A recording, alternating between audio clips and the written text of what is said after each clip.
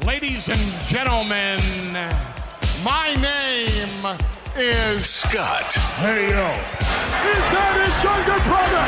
It's gonna be Jeff. The cream will rise to the top. Oh, yeah. And you're listening to all of the great action figures from our good friends at Hasbro. The Fully Posable. Have your own WrestleMania with all your favorite figures. Wrestling Figure. Each sold separately from LJN. Podcast. And we are the Mount Rushmore of professional wrestling.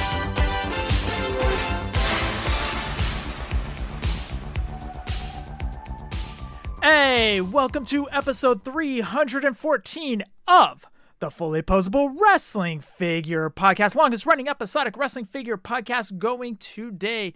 My name is Jeff, and sitting alongside next to me is my real life brother, not storyline brother, Scott. Scott, say hello. Hello. Scott, what's going on, dude? Well, I actually have an omission on myself from last week. Is this something to do with the Aquanet Minute? No, it is not, but we will be getting to that in just a few minutes. Okay. Spoiler alert. But I forgot to wish my oldest daughter a very, very happy 21st birthday. Shame on me. Shame. So I'm a week late. Luckily, I did call her the day of her birthday, but I always like to do it on the show too. Not that she's listening. She's not into wrestling figures, unfortunately. But yeah, I just wanted to wish my oldest a happy 21st birthday. I know she's not listening, but man, how old am I, dude? With a 21-year-old. That's crazy. That's messed up, dude. Yeah, it was great, though. She sent me a picture the day of her birthday because she went to Disneyland with her boyfriend, and she sent me a picture at 9:30 in the morning. And she was like, hey, Dad, got my first drink.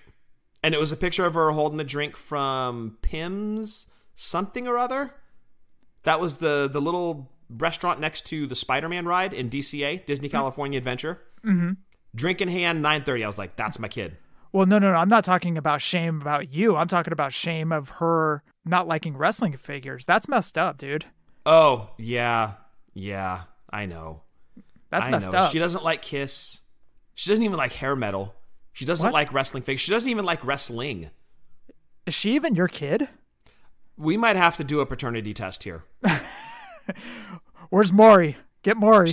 She does love some Taco Bell, though. So there's hope that she's mine.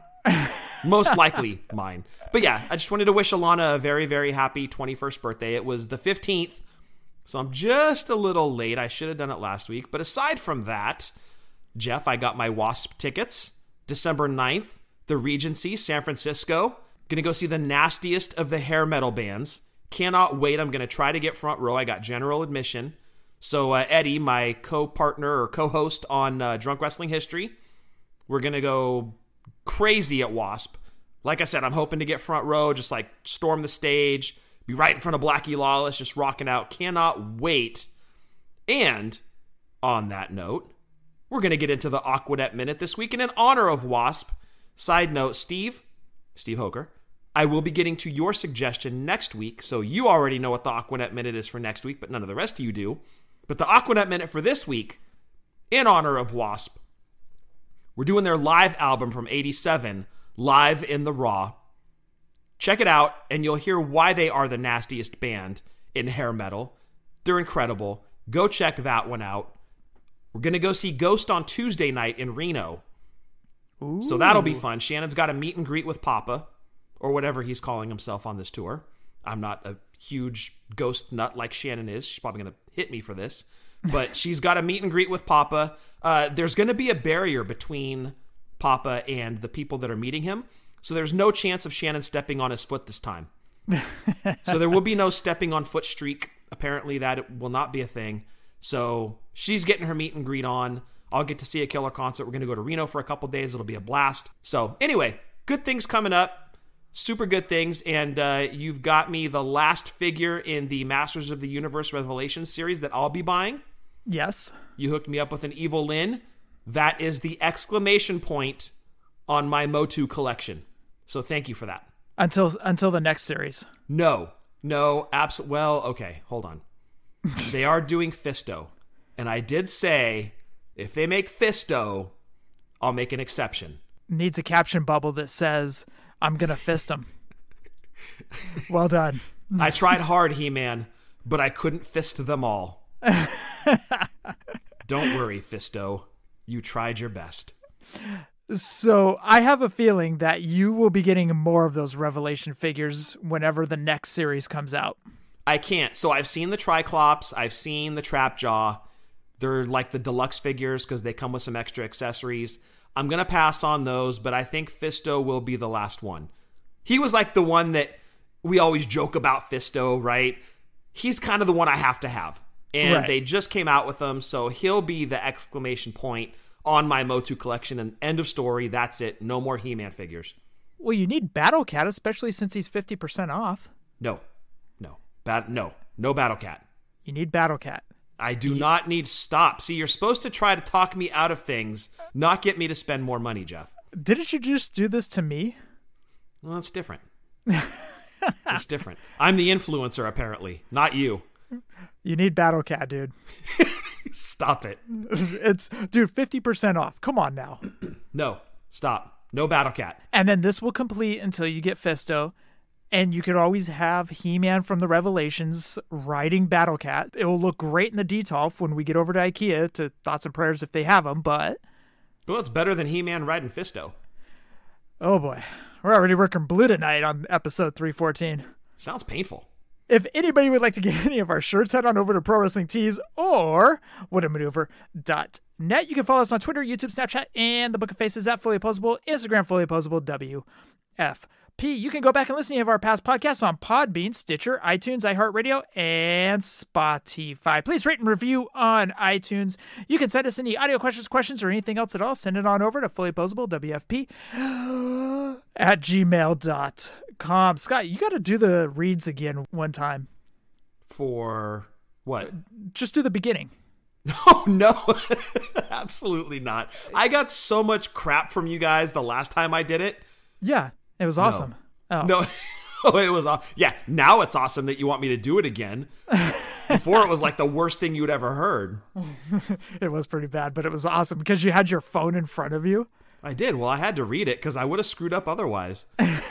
You've been doing it for 300 plus episodes. I've done it like twice. Oh, it's still so funny. I'm retired.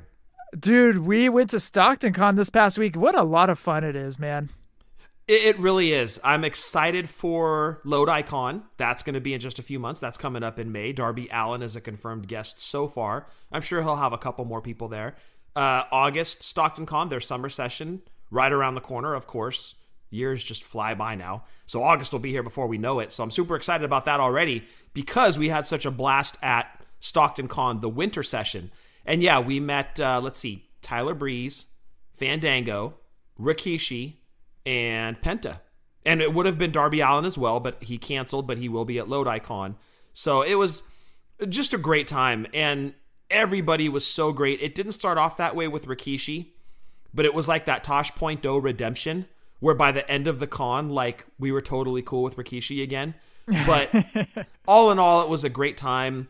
It seems like there's a lot more anime stuff invading the con. So the vendor tables, you had your share of old stuff, new stuff, but there was a ton of anime. I was almost putting it on par, especially Artist's Alley, like out on the concourse. Yeah. That was almost all anime. And even in the main part where they had all of the vendor tables, a lot of that was anime too, man. It's starting to really take over. It really is. Like, anime is huge right now. You mentioned about Rikishi, so might as well get into that story. Do you want me to do it or you want to do it? No, go for it. It was your figure, or figure and a case. So I pre-ordered the Rikishi combo. It was a photo and autograph. So I get up to the line. Scott helps me out. I get all settled. I grab the Rikishi figure and I grab the card case that I'm going to put Fatu, the Hasbro, inside. And I get up to the line and the guy looks and he goes, okay, what you got? And I said, I've got 2 combos, photo, auto. And he goes, okay, are you getting those signed? And I was like, yeah. He goes, those are extra up at the table. And I'm like, wait, what? And he goes, yeah, those that you want signed are extra up at the table. And I said, but it doesn't say it on the ticket. There's nothing stating that I can't bring a figure and this card case up to the table. And he goes, yeah, that's going to be extra. And I said, what's part of the auto? And he points up to Rikishi's photos. And I said, well, I don't know if I'll be back. And he goes, okay. So I walk back over, tell Scott, and Scott gets into, what's a good angry Scott? I shouldn't say angry. What's a determined Scott's name for you?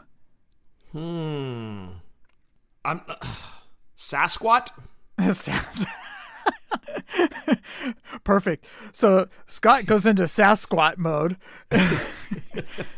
And he goes, dude, we got to talk to somebody. And I'm not one to complain usually, but as much as I spent on the combo, I was like, yeah, I think you're right on this one.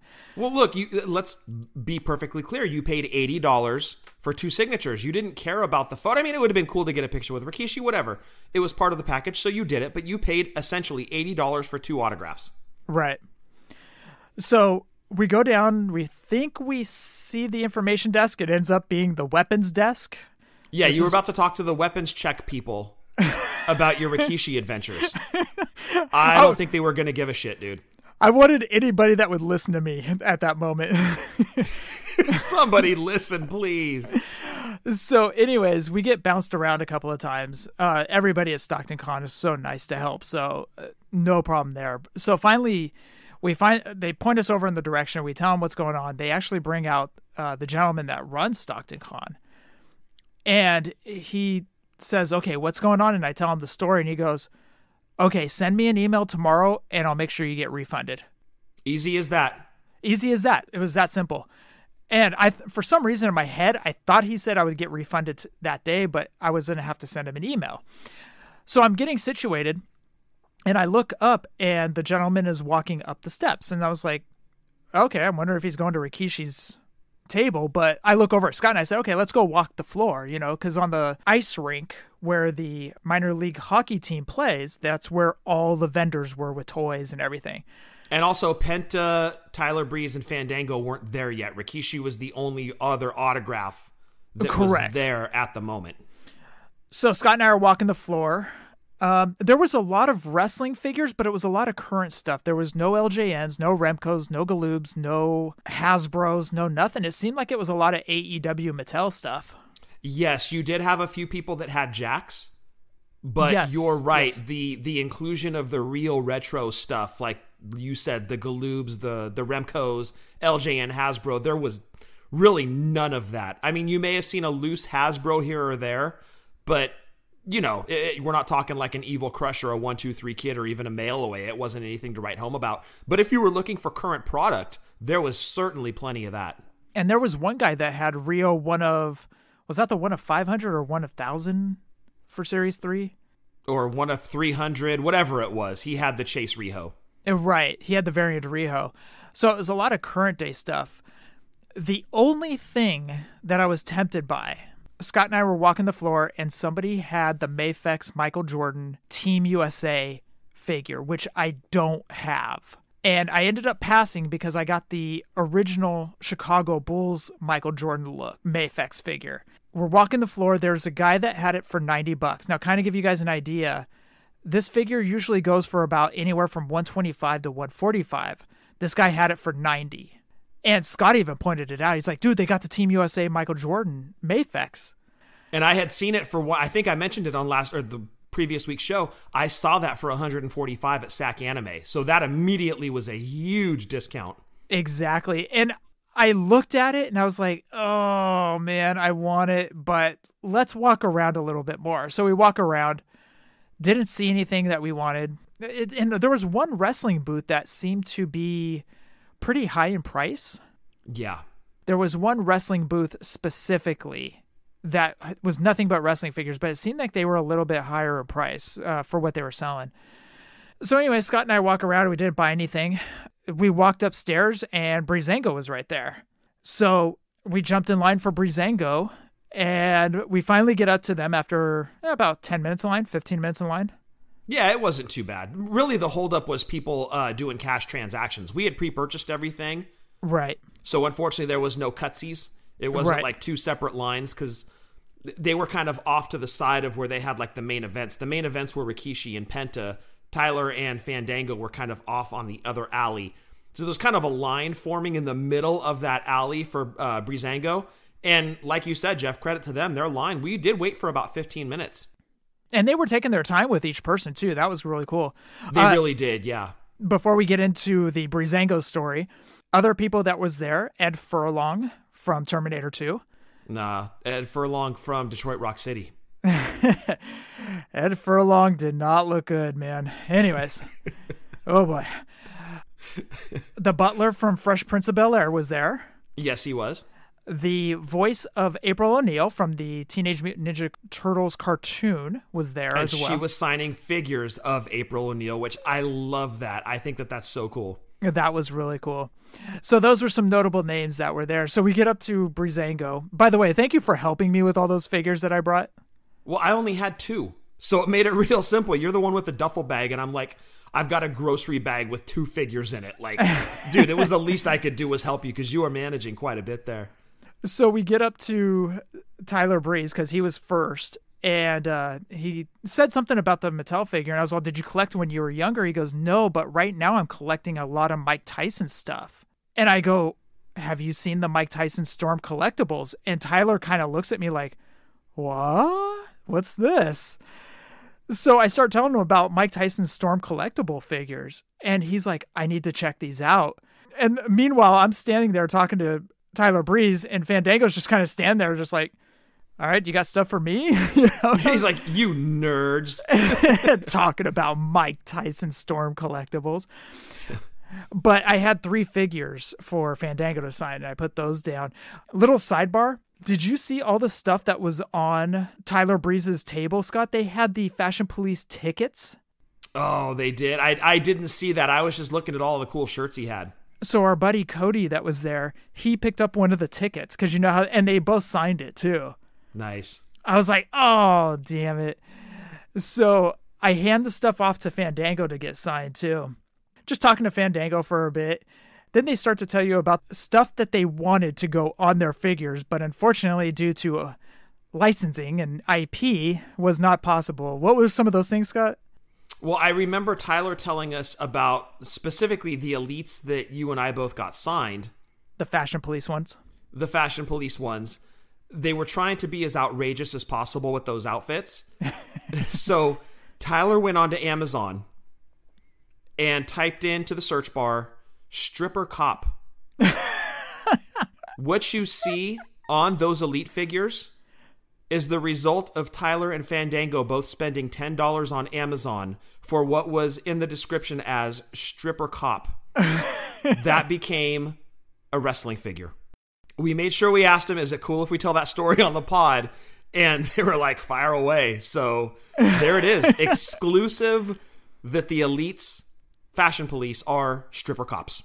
Tyler was really complimentary of Mattel. He's like, dude, these are some of the best figures. And he goes, look at the selfie stick. And I was like, how crazy is it that they got a selfie stick with your figure?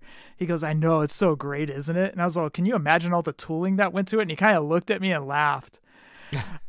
But another cool thing was we were standing in line and Scott goes, you have a photo, right? And I was like, yeah. And you're all, hey, wouldn't it be cool if Tyler took a selfie? And I'm like, oh my God, did somebody do that? And you're all, no, I just thought of it. I was like, oh, that's brilliant. So we get up to Tyler and I was like, hey dude, would you be willing to take a picture of you doing the selfie? And he's all, yeah, where's the phone? And so I snuck in and they're like, hey, are you in it? And I was like, Scott, you can get in it. I was like, come on, Scott. And you're like, can I get in it? And they're like, yeah, come on, dude. And that was exactly like the Hardy Boys story. It was crazy how it worked out. It was so eerily similar. Yeah, it came out so good, but it was shocking to me with as many wrestling fans that were in line in front of us. Nobody had Tyler take a selfie. Like, that literally was his whole gimmick, was the selfie stick thing. It was showing on the Titantron when he'd come out. Like, that was his thing. And everybody was like a straight on picture with Tyler. Yeah, and I'm standing there like, dude, we've got to do a selfie with Tyler. Yeah. Everybody was doing the picture of like handing their phone off to the handler or whatever it may be. And sure enough, Tyler was like, yeah, I'll take a selfie. And dude, it came out great. I love that picture. Yeah, it really did. It's been a long time since we've met a wrestler or two that have really just seemed so genuine and were so nice to spend time with their fans. If anybody has any Fashion Police figures, any Tyler Breeze TNF figures, Fandango figures, please support them. Go up to their table next time they're at a con, or if they're at an indie show or whatever it may be, please support them. They were so cool, man. They were awesome. And Jeff, you pointed this out because I kind of missed it. It was a conversation you were having with Fandango, if you want to talk about that. So right as I was kind of gathering all the figures that I had, because I had a total of 5 figures, 2 for Tyler, 3 from Fandango. One of those figures was for GBM as a thank you for sending that figure over to me, like I mentioned last week.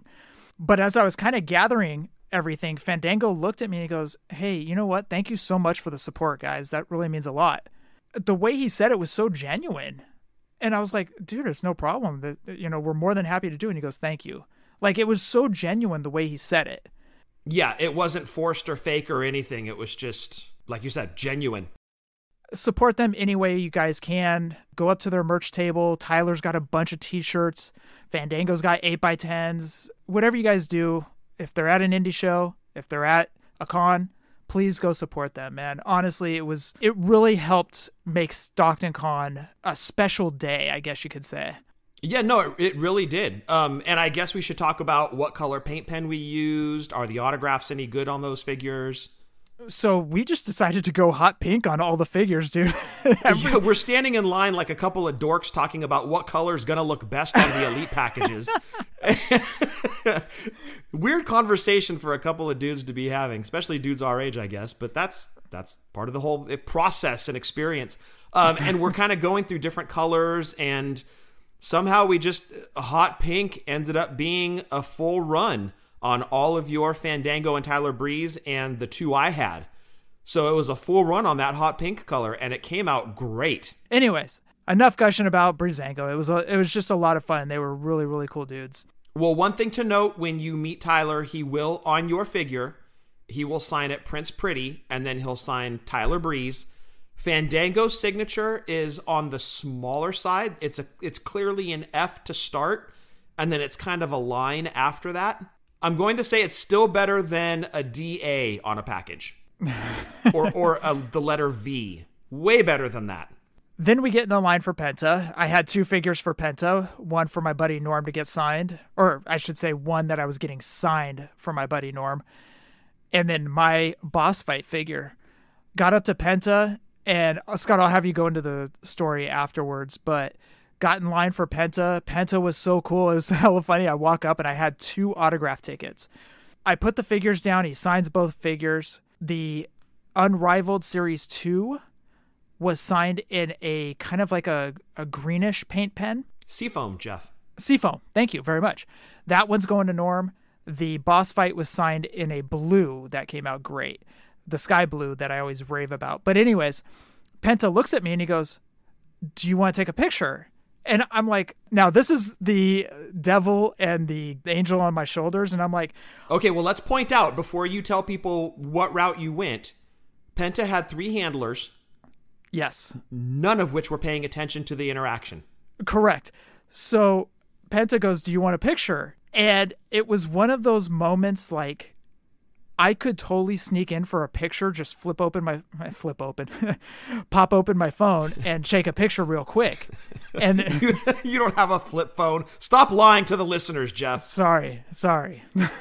So I said, I didn't pay for a picture. I appreciate it though. And I grabbed the figures and left, because it's one of those, like, I would have felt so guilty because I could easily snuck a free picture in, but I would have felt absolutely horrible and guilty about it.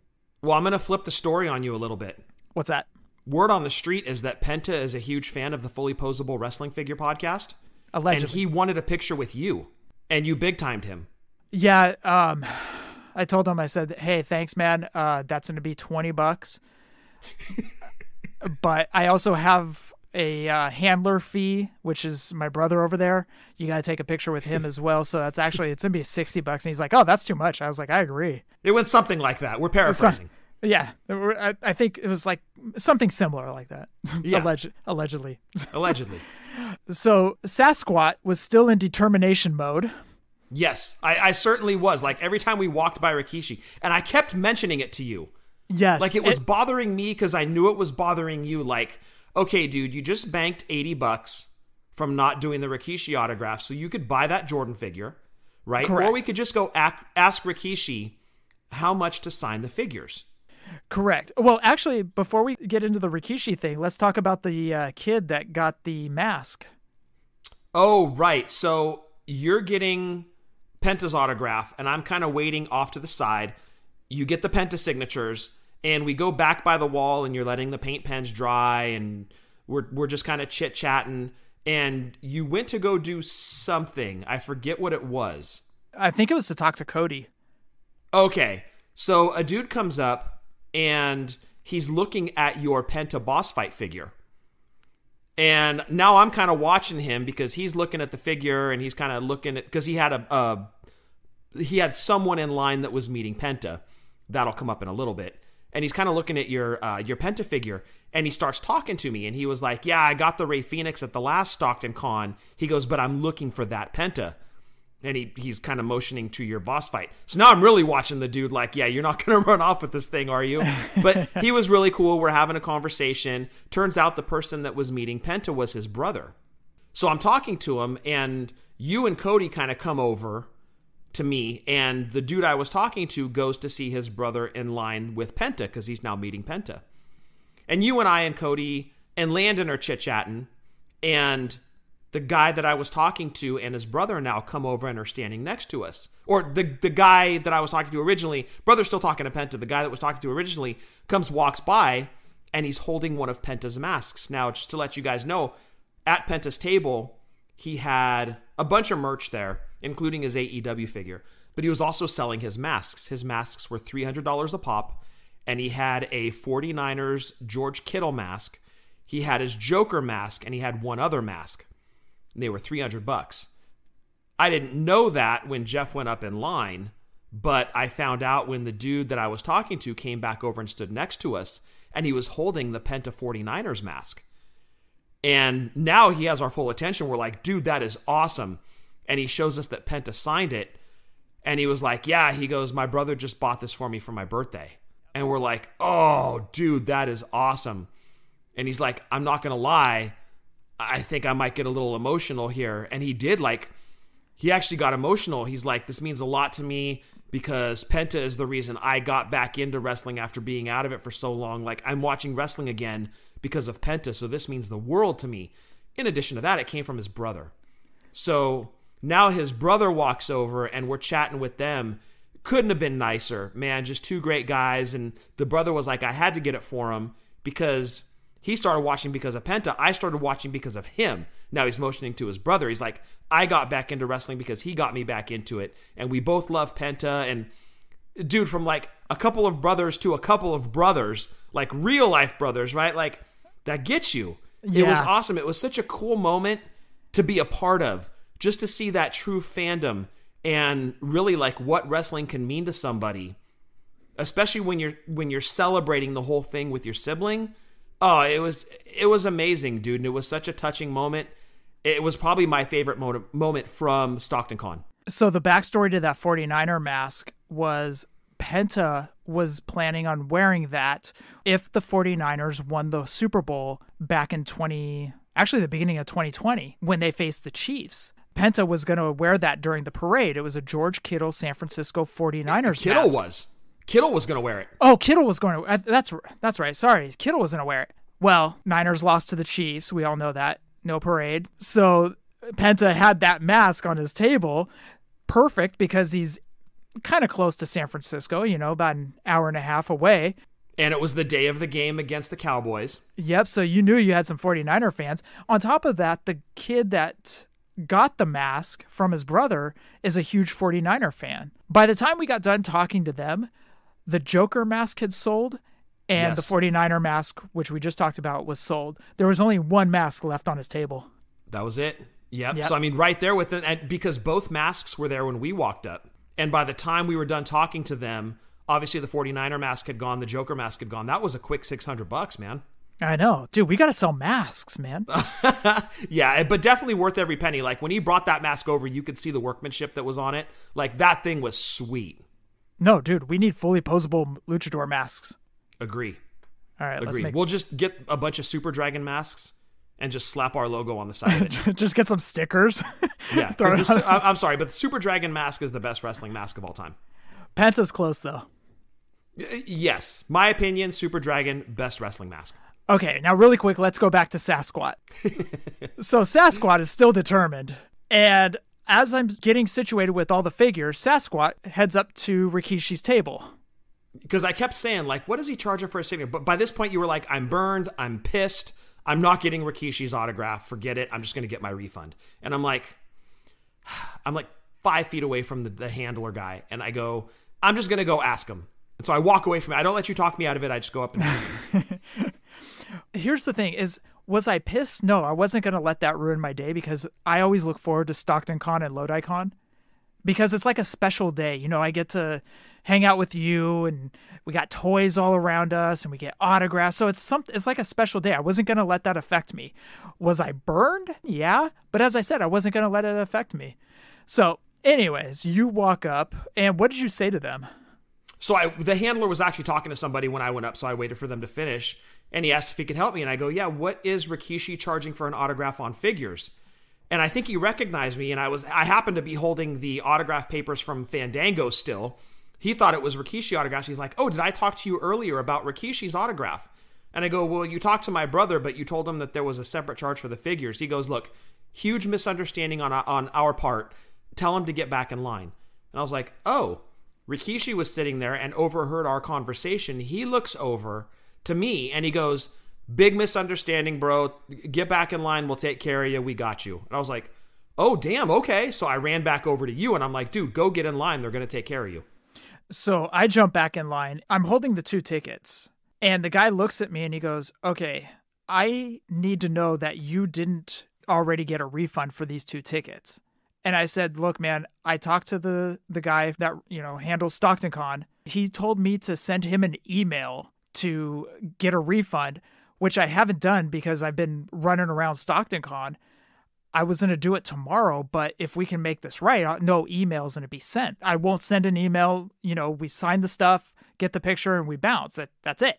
And the guy kind of looked at me like, I still am not sure about this. And I said, look, man, I don't know how to prove to you that I didn't send an email to the guy, but I didn't. So I don't know how to prove that to you, unfortunately, but I still have the tickets. I still am not going to send an email if we make this right. And the guy goes, okay. So I walk up and I hand the 2 tickets to Rikishi's handler. Rikishi looks at me and goes, you're the guy with the figures. And I said, yeah. And he goes, look, man, I apologize to you. He goes, usually the figures are special. There's a separate charge. I only sell them on a website or something like that. And I said, it's all good, man. I said, it's, I just want to sign the stuff. And I said, no problem, man. And he goes, okay, we're good. And I said, yeah, we're good. He goes, okay. And what are you getting signed? And I said, I have the figure and then I have this, the card case. And he goes, okay, and you want the figure signed? I was like, yes. And so he looks over at his handler and he goes, is he good? And she goes, yeah, he's got 2 autographs and 2 photos, 2 combos. And he goes, okay, so I'm going to sign the figure and then I'm going to sign this. And I was like, yeah, it's a card case. Can you sign Fatu on that? And he goes, okay, so I'll sign these 2 things and then we're good. I was like, yes, we're good, dude. Like, okay. But that just shows his character, right? Like, he wants to make sure that you're cool. Yeah, exactly. So he goes, okay, what do you want me to sign on this, on the card case? By the way, Rikishi's autograph on the Hall of Champions figure in a yellow. Oh, magnifique, dude. Look good. Look Chef's great. Kiss. Outstanding. Yellow is definitely, if you're going to meet Rikishi and get that figure signed, yellow paint. Trust us.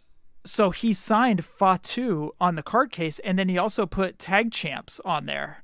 Yep. I was like, oh, that's awesome. So we lean in for the picture. He puts up the figure. We take the picture, and he goes, okay, now we're good. And I'm like, oh my God, dude, yes, we're good. Everything's good, dude. We're all square, and I won't send an email. Everything's fine. Thank you, so much.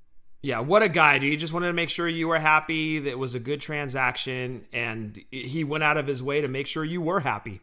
Right. So Stockton Con was a blast, dude. We kind of rounded out. We were also looking for a Moon Knight figure for Norm, a Marvel Legends Moon Knight figure that's in white packaging or something like that. Right. And so I asked Scott, I said, can we just run the floor one more time just to see if we overlooked the Moon Knight figure the first time? And you were like, yeah. And then you're all, yeah, we can also go see if the Jordan's there. And I'm like, yes, we can go see if the Jordan's there. And so if it's meant to be, it'll still be there. So we go back down, the Jordan's gone. And I was like, okay, I just saved myself $90. But you didn't go home with the USA Jordan. I didn't go home with the Team USA Jordan, but it's okay. Which another booth had a bunch of Sideshow collectibles and Mafex figures. Yeah, Mezco, yeah. Yeah, they had the Michael Jordan Team USA figure for $145. And I think that was the same dude I had seen at Saki Anime, because he had like the same selection of the Mezco and Mafex figures. So I think it was that same guy. So yeah, right there, boom, $55 upcharge. So anyways, great time at Stockton Con. Always have a blast at those. Lodi Con, Stockton Con, I always have a blast. So it's same here. It's always a fun day. We end it with lunch. We had some killer Indian food after the fact, and it was amazing. Oh, yeah, that Indian food is on point, dude. Yeah, if you're ever in Tracy, California, make it a point to go to Daba. They have amazing food. What's in Tracy? Me. You make Tracy. I really do. Scott, real quick before we jump into the news, we actually got a lot of talk regarding the WrestleMania special gear that we were talking about last week. Oh, right. Yes. Where we said technically it would be Savage and Warrior at 7. Yes. So Todd Hess on Twitter said that Bobby Heenan's suit from WrestleMania 3 was technically special WrestleMania gear. Brilliant. So we never thought about managers. Correct. That didn't even enter into the conversation. So when you had sent me that earlier in the week that somebody had actually sent in about Heenan, I go, dude, brilliant. Todd also mentioned Roddy Piper's WrestleMania 2 boxing, which is kind of, I see where he was going with it, but I would definitely 100% agree with him about Heenan having special WrestleMania outfit. Completely, but then it got me thinking, what did Jimmy Hart wear at 3? Because Jimmy Hart would have come out before Heenan. Didn't Jimmy just wear his normal... I don't remember. I don't know if he had like a special jacket or whatever. Senator Porcupine or Luis Rivera, he said that Rick Rude at WrestleMania 4 and 5 had special gear, to which I kind of had to have a rebuttal about that one because there was no different than Rick Rude wearing special tights at WrestleMania 4 or 5. Or even at SummerSlam with, I think he had JYD on his tights. Something like that, yeah. Then him beating up Bob Hardy on Saturday mornings wrestling. He technically had special gear every time he walked out. He did, yeah. And sometimes it had the Intercontinental title on it. But, I mean, Stone Cold Porcupine isn't wrong at all, because Rick Rude did have special tights at WrestleMania for sure, but he also had them at other pay-per-views. But man, that's a good argument though. I can kind of see where he's coming from on that. Yeah, I'll definitely agree with Todd about his. That was a great call. I think Bobby Heenan might be the first one. I think he's right. I never even considered managers, so to me that's brilliant. I'm going to go with Bobby Heenan at 3. Scott, we have to get into the news. What do you say? Let's do it. Oh, you gonna learn today.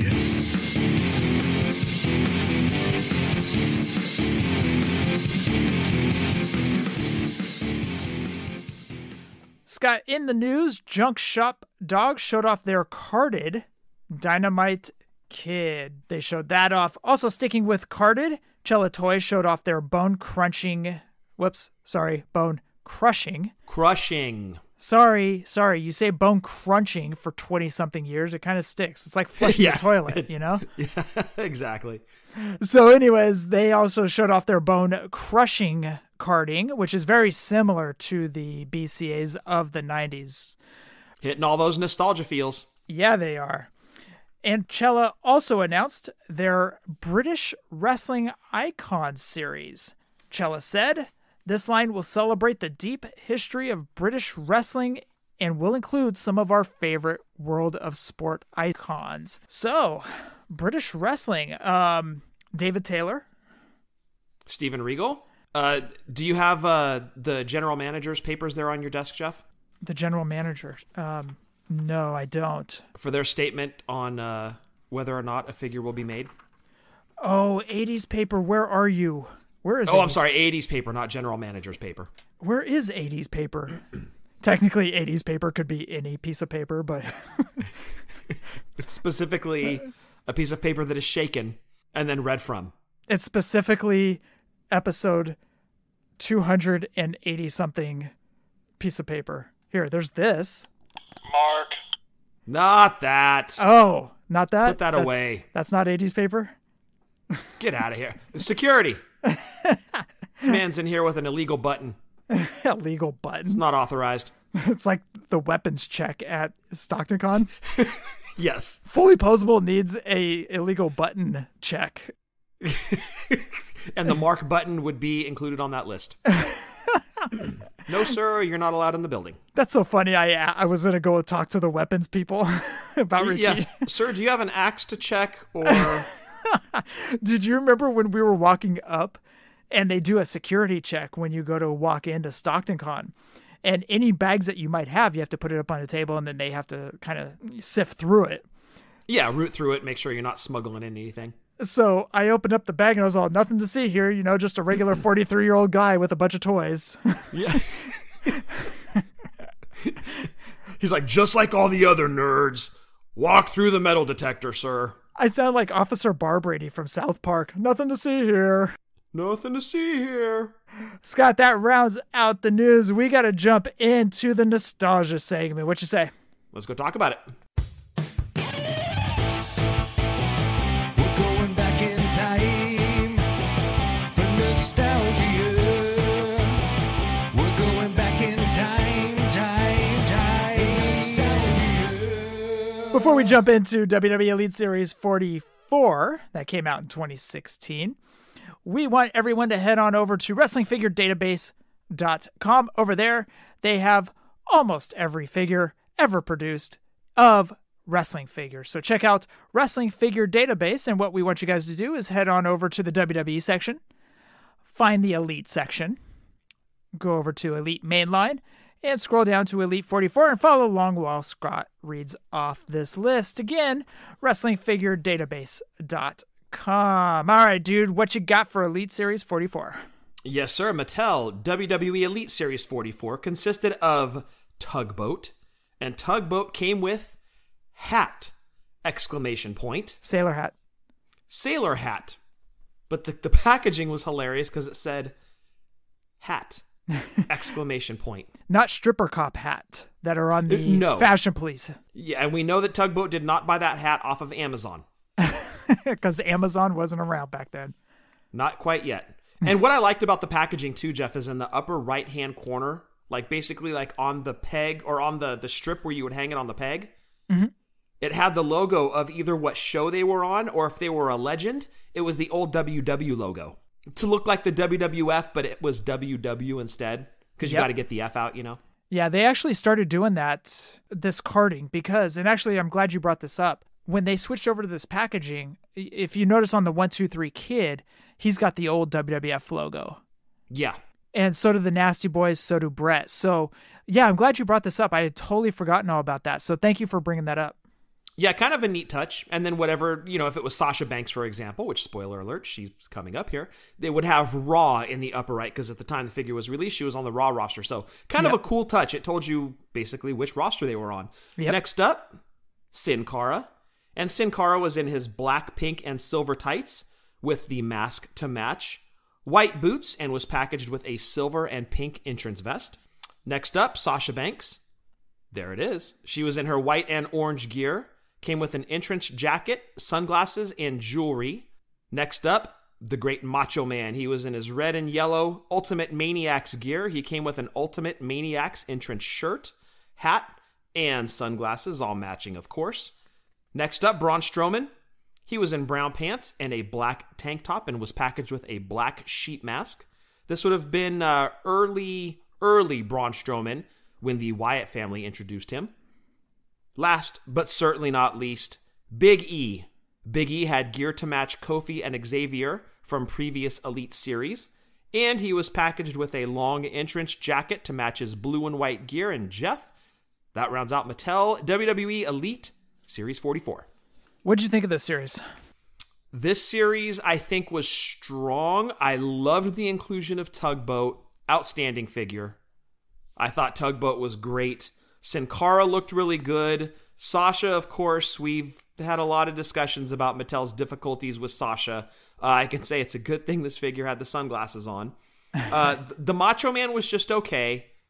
I'm always a fan of Macho Man figures, but not a huge fan of the Ultimate Maniacs. Figure was okay, though.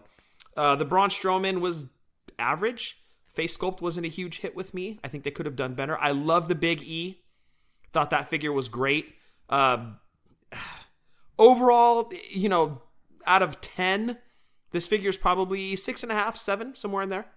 Okay. The Macho Man, this is one Macho Man that was passed because I, like you, wasn't a big fan of the Ultimate Maniacs. And on top of that, in order to complete the Ultimate Maniacs, you had to buy the Defining Moments Ultimate Warrior. And I did not like that Defining Moments Ultimate Warrior. I think they should have flipped it because the Macho Man had more accessories with him. That seemed like more of a Defining Moments figure than the Ultimate Warrior does, which essentially just came with sunglasses. Right. So it kind of confusing, but you're right. To complete it, you would have had to buy a Defining Moment and an Elite. Yeah, just wasn't a big fan of this Macho Man. Yeah, I'm with you on that. Passed on Sasha, even though it was her first offering of an Elite, and dug the accessories, just didn't dig the Sasha Banks figure itself. I hear you. Yeah, and funny side note on that, I did buy that Sasha. I've always loved Sasha Banks. She's amazing in the ring. I did buy that Elite and ended up getting it signed at her Cricket Wireless signing in Roseville, California, many years ago. And that was actually in Alana's room for a long time. Now, where is it? It's sitting here next to me in the big Elite WrestleMania 2 ring, waiting to get hung up somewhere on the wall. And when are you going to start hanging stuff up on the wall? TBD. Hasn't it been TBD for over a year now? Yes, it has. But look, I've got a couch, I've got an entertainment center, I've got a television, I've got Jason Wolf's Road Warriors boxed up in those card cases you gave me. Yes. It's getting there. It's a process, you see. It's a 1.5 year long process. Hey, you can't rush perfection, dude. Taco Bell wasn't built in a day. Isn't it Rome wasn't built in a day? To some people. Okay, let's play the game of how many of these figures do I have signed? Ooh. I'm going 0. Dude, great call. Yes, you are correct. I have 0 of these signed. I would have actually guessed 1, and that would have been Sasha Banks. But when you told me you didn't get her, I was like, well, I'm going to guess 0 when Jeff asked me the question. You are correct. I have 0 of these signed. So I have a question for you. If you ever met Fred Ottman, and you got, I'm guessing out of all of his offerings, you would get the Shockmaster signed first? I already have that one signed. Oh, you did? Yes. Did you have him sign it upside down? No, but that's brilliant. Okay. When I meet him, I'm going to get the Shockmaster figure signed upside down. That's a brilliant idea. I'm sure it's been done. I'm sure that somebody has already thought of that, but I'm going to have him sign it upside down. By the way, go with his offering, because he usually has that Shockmaster figure, or he had the Shockmaster figure on his table. Mm-hmm. And he would sign the Shockmaster WCW, and then in a yellow paint pen. Sorry, the Shockmaster WCW was in a blue paint pen. The yellow paint pen was used to write Clash of Champions, and I forget which number that was. Oh, very nice. So he would use 2 paint pens. Yep. So I would highly recommend that. Got it. Okay. Yeah, I just know how good that Hacksaw Jim Duggan looks with the multiple paints on it. Yes. And yeah, that's a must, dude. That's a great call. I love the blue and the yellow because that was WCW's colors. I dig that. Exactly. All right, Scott, we've got to do the eBay prices. Let's start with Tugboat with his sailor hat, not stripper hat. Hat! Exclamation point. Last sold eBay listing January 5th for $39.99. Sin Cara with the entrance vest, last sold eBay listing December 3rd for $60. Sasha Banks with that entrance jacket and glasses, last sold eBay listing was January 16th for $19.99. Ouch. Macho Man with the Ultimate Maniacs entrance shirt, top hat, and sunglasses, last sold eBay listing December 28th for $34.99. Braun Strowman with the black sheep mask, last sold eBay listing January 15th, which was your daughter's birthday that you forgot to wish her on. On the show. The show. Oh. Last sold eBay listing January 15th for $29.99. And Big E with that long blue and white entrance jacket. Last sold eBay listing was December 27th for $60. There were 2 figures that were $60 in there. Yeah. Wow. Big E that much. Okay. A lot of Big E figures, but that one's 60. Okay. Well, the Francesca with Xavier Woods went for 88. You're right. Yeah. But that was Francesca. Yep. So, Scott, we're going to change it up a little bit in the nostalgia segment next week, and we'll surprise you guys next week. We're going to press the pause button on the Elites. We've done 44 straight of these, so we're going to hit the pause button right now. And we'll let Mattel get time to start ramping up their Elites and start putting out more figures, so we have more to talk about in the future. But we're going to surprise you guys next week with the nostalgia segment, and it'll probably go for about 2 or 3 weeks. So, but in the meantime, we do have to get in the listener segment. What do you say? Let's go talk to him. And I just want to hear from my people. Tell me, can I hear from my people? I just want to hear from my people. And I just want to listen to the listeners. Starting off the listener segment this week is the good brother himself, GBM. Good brother Mike. Let's see what he's got to say. Hey, what's up, guys? It is your boy, GBM. I just have a listener question for you this week. I'm not sure if you've touched on it before. If you have, I don't remember, so a little refresher would be nice.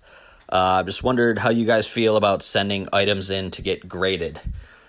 Reason I ask is because I was in a stream on Whatnot. Jeff, you've recently been introduced to that, so you know what that is. And the guys were selling 2018 Donruss football packs. And I bought one for $8, and the guy pulled me a Josh Allen rated rookie. And the guy and people in the chat said the card looked great, the centering was great, and they said I should get it graded. And I know that would increase the value of it, but I'm kind of hesitant, and I'll give you a little story I heard recently. I was at that 80s toy shop here in Buffalo, and the owner, I'm not sure if he or someone he knew, had an Axe from Demolition, LJN, on card, and he had sent it out to get graded, and he had asked if he could get the grade before they, put it in the case and whatever, and I'm not sure what company does that, but they agreed, and they let him know that it graded at a 90, and in between that phone call and them putting it in the case, whoever was handling it dropped it and dented one of the corners. Now, they gave it the 90 grade, and they did the grading and everything on them because of what had happened. And that's just a nightmare story, and why I'm hesitant to send out my Josh Allen rookie card, because I'm afraid it would get damaged or lost. Just wondering how you guys feel about the subject. Great show as always. Love you guys. Take care. GBM, don't be scared at all, man, to do that. Send it in. It's probably a rare occurrence that those things do happen. You'll hear more positive stories than you do hear horror stories. You and I both cringed at that one. Oh, dude. That is a true, as GBM said, nightmare scenario. We're listening to your audio, and we hear that Axe LJN just fall. Oh, my God. What was it even doing off of the table? Like, it's got to remain on a table. The box has to be opened on a table, must fillet open on a table. The LJN or whatever toy remains on that table, gets the white glove treatment, does not ever leave said table. Yeah. Yeah, absolutely. Why? Ugh. So many questions. Oh my gosh, you dropped a 90 Axe. Wow. Just wow. And then to keep the grade and send it back in the case. I mean, even comping the thing, which that's the right thing to do, but now you've downgraded it. Right. It's almost like you need to send the dude a check. Right. His money back, or like a huge discount or something. Anyways. Well, I mean, they comped him the grading, but I'm saying for the money that they cost him if he were to ever flip it. Right. And that's kind of where I was going to go with it. If you're not going to sell it, is the grading just for peace of mind? Or is the grading maybe you're going to determine that you'll sell it later? You're just not sure? The grading is for either A, I'm going to sell this right now, or B, I'm going to sell this in the future. One of the two. Right. And I don't ever flip figures, or I should say it's very rare that I ever do flip a figure. So grading to me, it's a moot point. I don't care. It's staying in my collection, pretty much going to go down to my kids. I don't care. I flipped figures before, but dire financial situation. So dire financial situation aside, I'm not going to flip figures. So I'm not sending my stuff off for grading because God forbid they drop like the Macho King RSC exclusive Mattel or the signed Kevin Von Erich Mattel Legends. Like, right. I'm showing up, pitchfork, torch, burn it to the ground. I would be so pissed, But if you're flipping, agree, Jeff, 100% GBM, send in the card to get graded. Those stories that you hear are so few and far between. If you're going to flip it, get it graded, add it back to your collection, flip it when the time is right. Dude, I was watching one of these videos. It wasn't on TikTok, but it was like this Facebook video that's similar to TikTok or an Instagram thing or whatever. Anyways, this guy holds up a graded 9 pack of cards. Now, in this, the possibility of a LeBron James rookie, they had the pack graded. Unopened pack that in a sealed case graded. Not knowing what's inside. So there is the possibility of a LeBron James rookie, which I think the guy said goes for about $500K. Holy crap. So what was the pack? Because they did away with wax packs a long time ago, but LeBron's rookie season was what, 03? 02, 03, yeah. 02, 03, somewhere in there. So what was it, like a foil pack? Yeah, it was a foil. It was a foil pack. Okay, gotcha. So this guy paid $2,500 for this pack of cards that is graded at a 9 in hopes to get a $500,000. I mean, like, this is gambling at its best, dude. Isn't that weird that you're paying for a graded pack of cards? Like, they're grading the foil wrap? I guess so, dude. Because you obviously can't see the cards inside, so you can't grade the internal components of this pack. And the cards nowadays are on a whole different level. Like, Scott and I can't even begin to sit here and tell you we're experts at this. We just know that there's a lot of money behind these cards nowadays. Well, we went through the 80s card boom. We lived it. We were all about it. But at the current day, you're absolutely right, Jeff. But I think the card companies went in and figured out how to make these cards more valuable than what they were in the 80s. That's why we hit that crash of cards in the in the beginning of the 90s and stuff like that.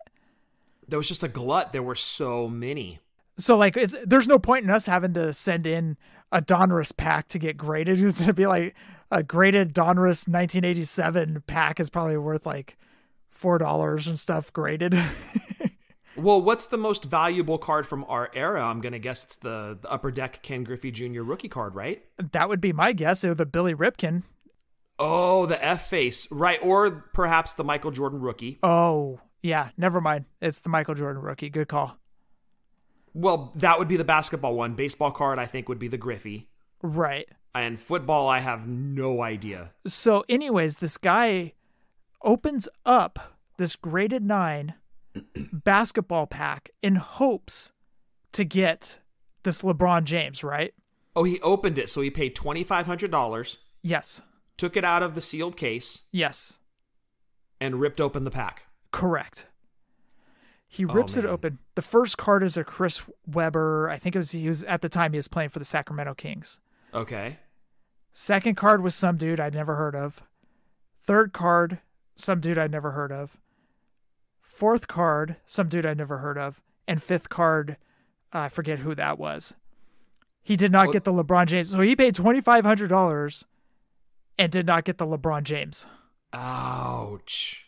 Dude, like, the cards nowadays is on a whole different level, man. And I'll leave that to Eric and Barry. I'll leave that to GBM. I'll leave that to, Mike the Cleaner. These guys are all experts on the cards nowadays. But, dude, I can't imagine dropping $2,500 in hopes to just get a LeBron James rookie. Now, granted, if you hit, you're the luckiest person in the world. But $2,500 is $2,500. Holy crap, man. Well, I remember opening 2 boxes of Upper Deck. I think it was Upper Deck 89 with you. We literally opened 2 boxes. We got 1 Griffey. Correct. Those were hard pulls back then. We also bought, I think, 3 boxes of the 89 Fleer wax packs. Uh-huh. Or it could have been 90. Maybe it was the 90 Upper Deck. Anyway, whatever. We bought 2 boxes of the Upper Decks, got 1 Griffey rookie card. We bought 3 boxes of the Fleers wax packs. Yep. 0 Billy Ripkins with the F face on his bat. We ended up paying $65 for that card. And how much is that card worth today? I have no idea. But back in, I think it was 89 Fleer, when we bought that card individually, it was like $60 or $65 at Haley's Comics in Hayward. That's where we bought it, and we paid $60 or $65 for it. I have no idea what it's worth now. It's in a hard plastic case, not graded. But again, I wouldn't sell it. It has so much meaning to me because I remember sitting there with you opening those wax packs, hoping to get the Billy Ripken. Didn't show up, but whatever. But dude, when The Last Dance aired, I remember seeing on eBay, people were selling packs of, I don't even remember. I think it might have been Fleer. I don't remember what card company it was. People selling packs with the chance of a Michael Jordan rookie card pull. And they were up there, like right in that same region of dollars that you were talking about with the LeBron James, like $2,500 to $5,000 for 1 pack of cards. It was insane. Okay, so just out of curiosity, I had to bring up Billy Ripken F-Face card. Now, there are a bunch up there. Some are 99 cents starting bids. One is a $5.50. Oh my gosh. There is a graded 8.5 on eBay right now that's $60 or best offer. Oof, but they had to get it graded. Yes, they had to get it graded. Okay, and see, that was a thing back in the 80s, is those cards, they were so hit or miss on centering. The companies weren't the best about making sure things were centered. Sometimes you pulled a card that was already dinged on a corner. Right. It's whatever. That's just the chance you take of buying a pack of cards back then. So I could see a card from back then getting straight pulled from a pack and getting an 8.5 right out of the gate. Okay, so I just had to look this up. There is a mint 9, graded 9, Ken Griffey Jr., that rookie card that sold. 90 or 89? 1989. It was 89 Upper Deck. Okay. It had 15 bids, sold for $202.50 on January 20th. So just today, sold for $202.50. Wow. A graded 9. Now that's the one with just his face on it. Correct. Yeah. Okay, so that's the rookie card. Wow, really? $200? That's it? That's it, dude. Wow, I thought it was worth more than that. Okay, so from our era, the Michael Jordan rookie is the most valuable card. Yes. Okay, got it. Could you imagine if Don West was still shilling sports cards today? God bless him, man. He's battling some health issues. I'll tell you what, the mid-90s to me are defined by late night shop at home. You tune into Shop at Home at like midnight. They're just wrapping up the knife show where you could buy knives of all sorts. I think I bought a few knives off that show. I'm like, I've got to have this buck knife that has, I don't even know what on it. It's $100. Yeah, sure. Give me 12 of them. No problem. Had to do it. Great Christmas present for Dad. But then followed by that, the great Don West and his amazing selling ability, because I just had to have everything he was selling. He was the best, but if he could sell cards today, oh man, I would have him sell. If I was selling cards, he would be my spokesperson. 100%. Don West was the man. Okay, so another one sold today, Griffey rookie card. Now, it was in those cases that you and I had. Sold today, not graded, $25. Ouch. Man, and that's what ours is. Ungraded, probably off center if I had to guess. Maybe a little bit of a ding on the corner because it was pulled straight from a pack. Went right into a hard plastic case. But again, the quality, it was hit or miss in the 80s. Sometimes you could pull a card that was perfectly centered, great corners, but it's like an Eric Plunk, and then you pull the one that's like completely off center, dinged corners, and that is your Mark McGuire rated rookie. Or Ken Griffey Jr. rookie card. You know what I mean? When I woke up this morning, I did not think I would hear the name Eric Plunk, former pitcher of the Oakland Athletics. Who did? I'm here to surprise. You never know what's going to come out of my mouth. God, ain't that true? I can work blue, or I can give you some knowledge. We don't know what's going to happen. GBM, send that card in, man. Don't even think twice about it. Do it. Do it, because you know what's going to happen is Josh Allen is going to continue his greatness. And that card's just going to go up in price, up and up and up. So get it graded, dude. Don't even think twice about it. Thank you again, GBM, and thank you again for sending over that Fandango figure that I got autographed for you that I'm going to be sending back to you. So love you, GBM. You are truly a pillar in the Fig Life community. Absolutely. Scott, our next audio comes in from Justin Summers. Hello, Scott and Jeff. This is once again Justin Summers from Wrestling Cheers with my bi-weekly question. And let's go with a food-related question. We all love junk food. We all have our favorites, but there's a candy that I feel like mostly everybody likes, and this candy has different flavors. So my question or questions for you is, what is the best flavor of Starburst? And going along with that, what's the worst flavor of Starburst?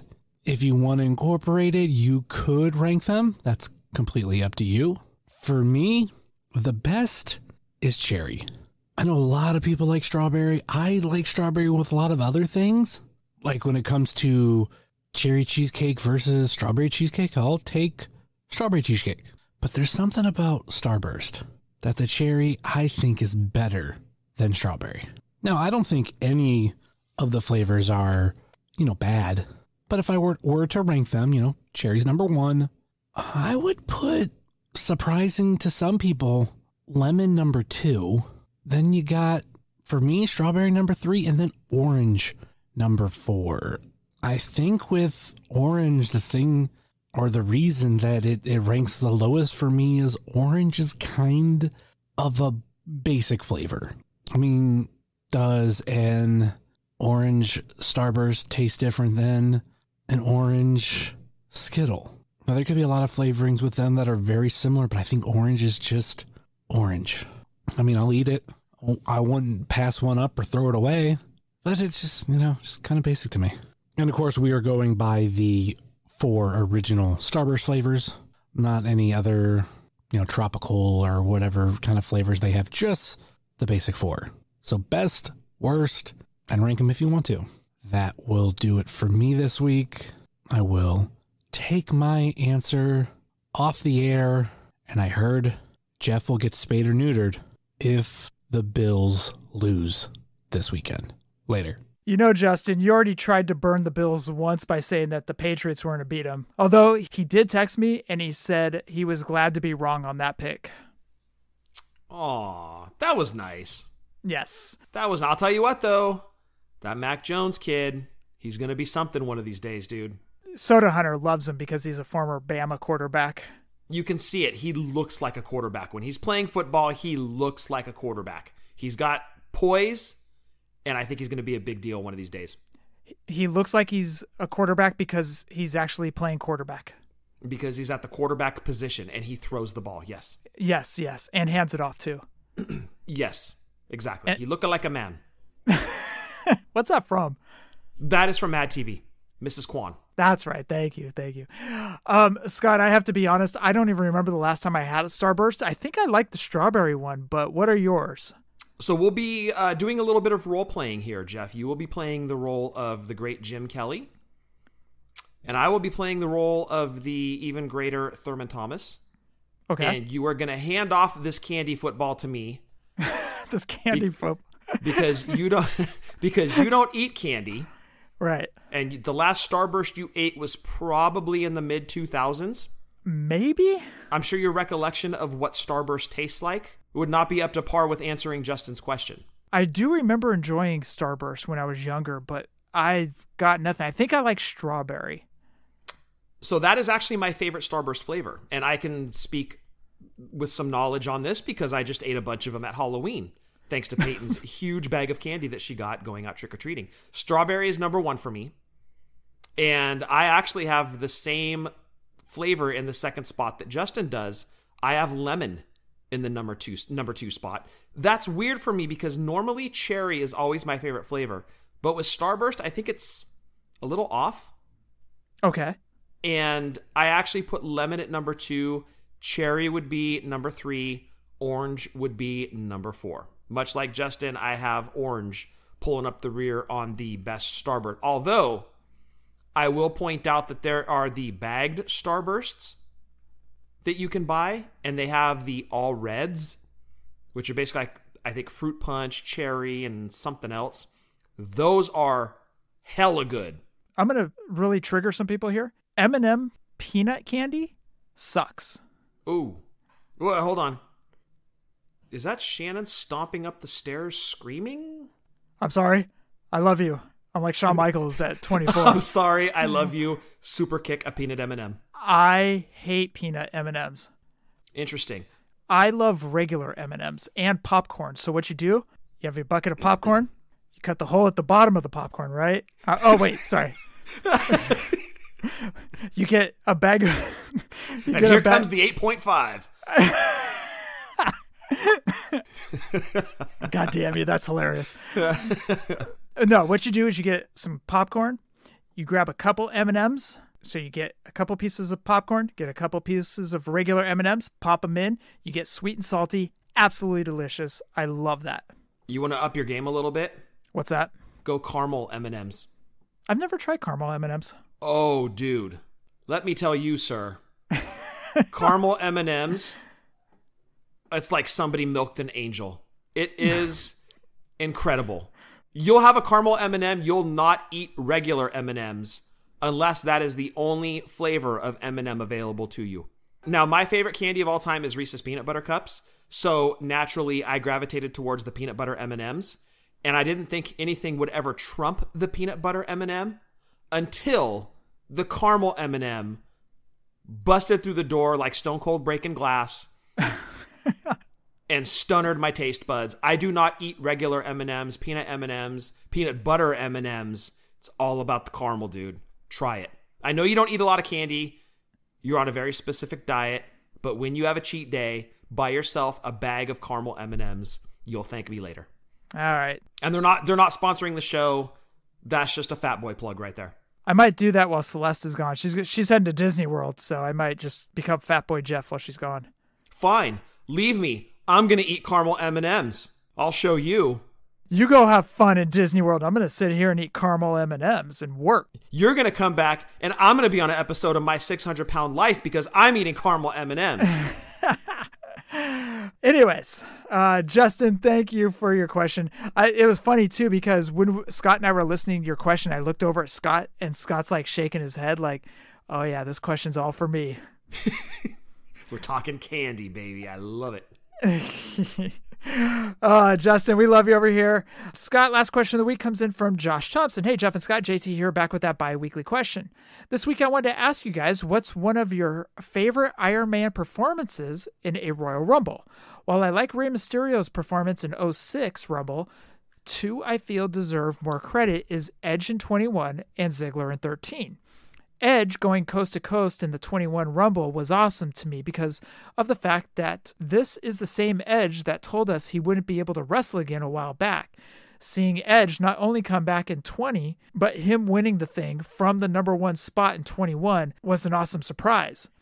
As for Ziggler, his Rumble performance reminded me a lot of Shawn Michaels in 2000's Rumble performances, doing everything he can to stay in the ring after going over the rope, trying to eliminate whoever is in his way.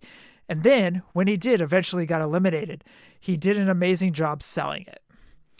I'm going to say Road Dogg of 2000, where he just hugged the bottom rope.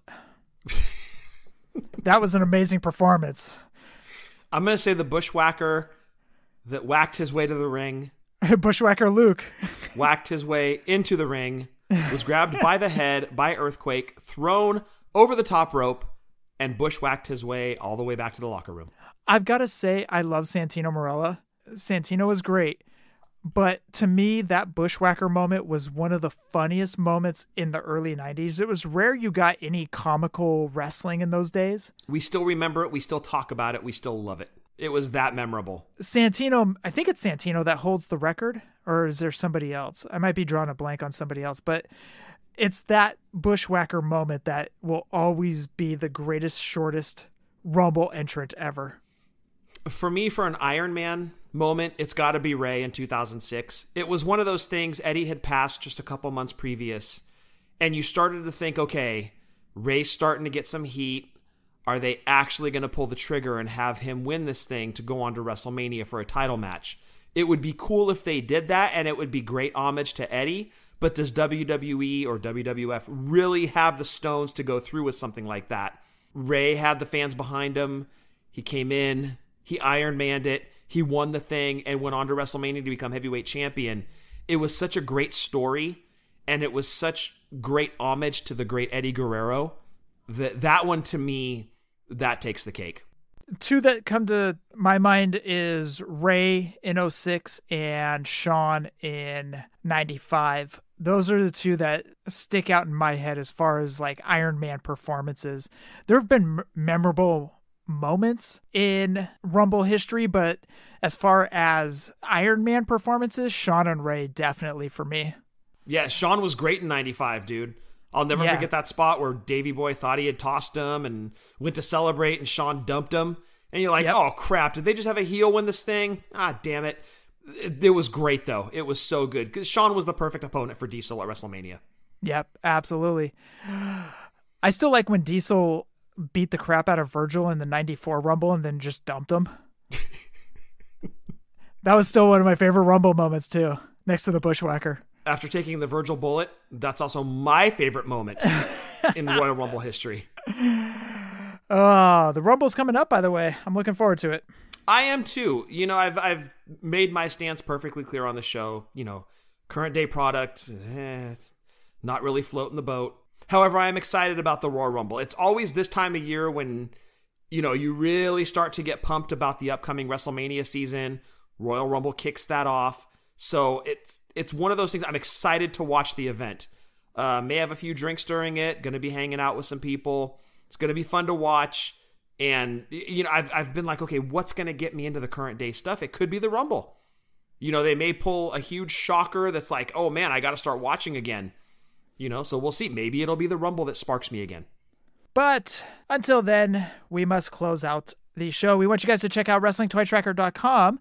Over there, they have the last 3-month average of carded and loose LJNs, Gloobs, Hasbros, Just Toys, Bend-Ems, Defining Moments, Retros, and that's it.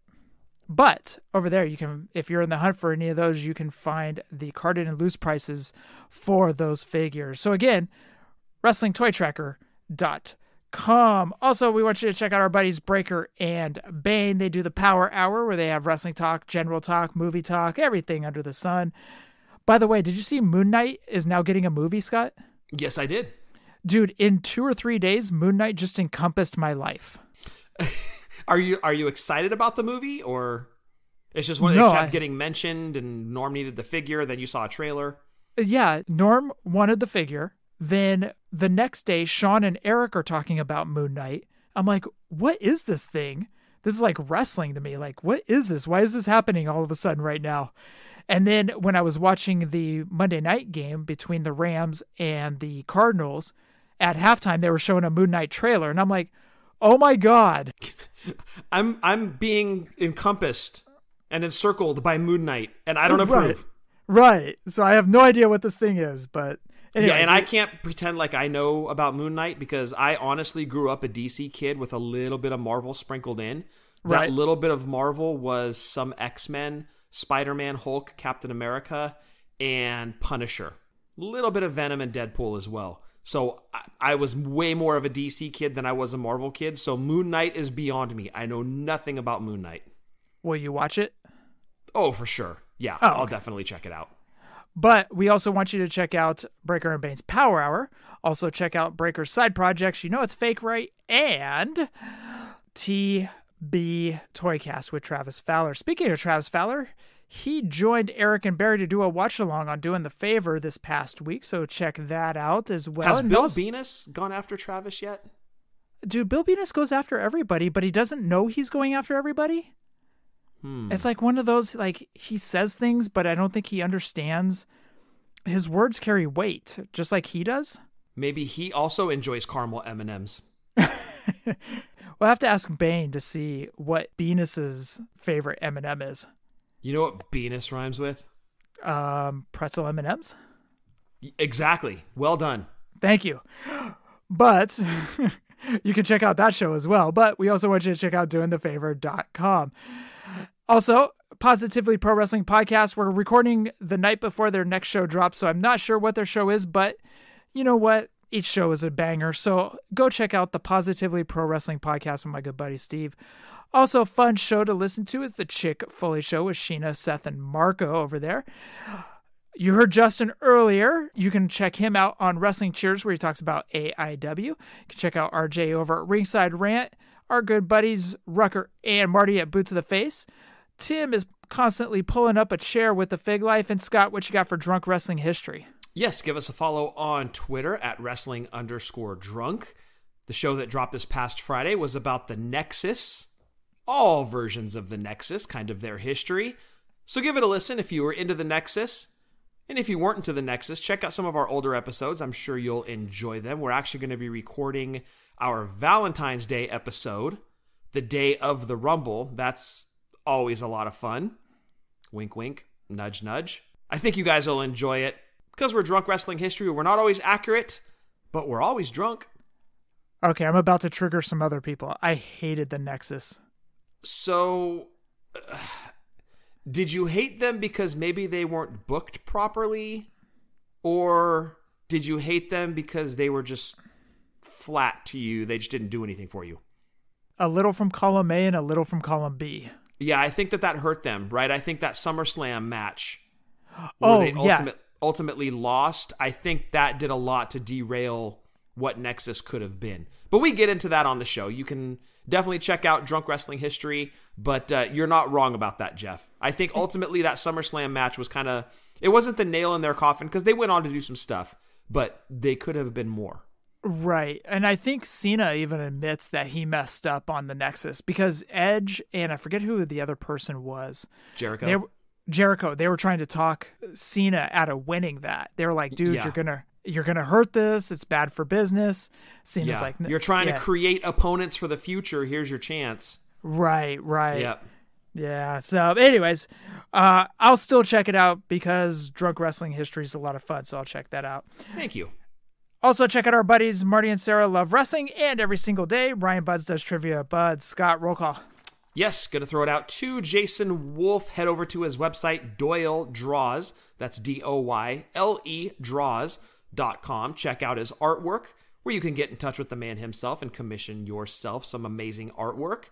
You can also check out his Chop Shop, where he does custom Hasbro figures. I touched on him earlier. I've got my Road Warriors boxed up beautifully in my entertainment center in the man cave. Love those Road Warriors. Check out all of the cool customs he's done. DoyleDraws.com. And Jeff, that rounds out roll call. By the way, dude, did you know that Taco Bell has 0 sugar Baja Blast? Well, because those are the calories you're looking to save. You're eating at Taco Bell. Well, okay. So I got a protein bowl the other day from Taco Bell. I see. Okay. And they had 0 sugar Baja Blast. Dude, Baja Blast, this is everything I've been waiting for my whole life. It's the Cadillac of sodas.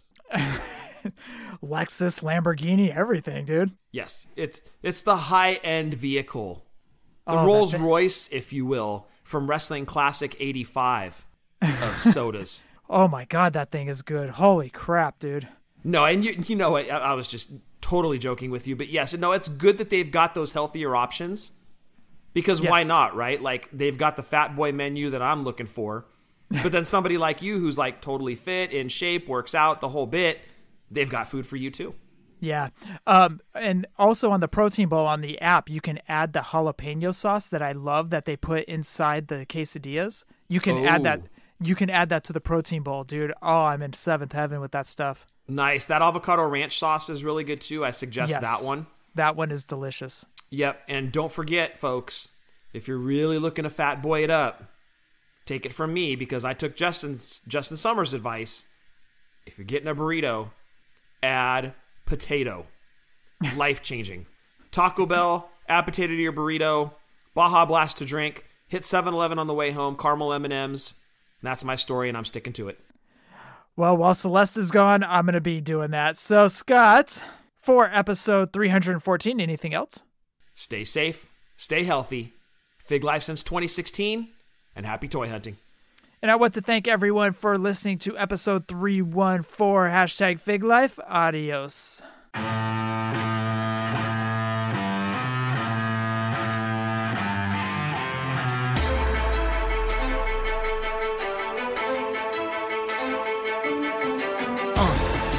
Yeah. Fully posable. Let's go. Jeff and Scott, the Toon Brothers, busting out the ring. But we don't take it out the box, MOC. Happy toy hunting, we'll see you next week. We're the OGs, the WFP. Fully posable, thank you all for listening. It ain't no storyline, real life siblings. So everybody go and do your toy spotting. Hashtag Fig Life, adios from the Kings.